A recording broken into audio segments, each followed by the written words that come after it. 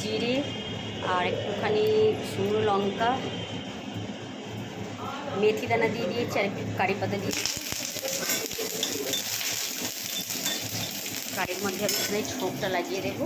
অল্প সামান্য একটুখানি হিং দিয়ে দেবো, আর অল্প একটুখানি কসুরি মেথি পাতা দিয়ে দেবো। ভালো করে এটা একটুখানি ভেজে নিয়ে কারির মধ্যে আমি দিয়ে দেবো, ছোপটা লাগিয়ে দেবো। কারিতে খুব সুন্দর একটা সেন্ট আসবে।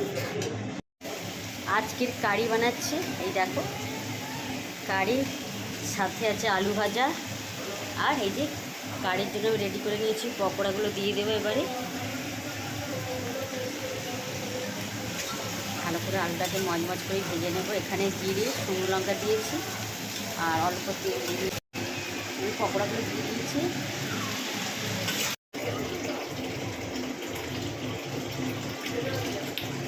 দেখো কারির আমি ছোঁক লাগিয়ে দিয়েছি, খুব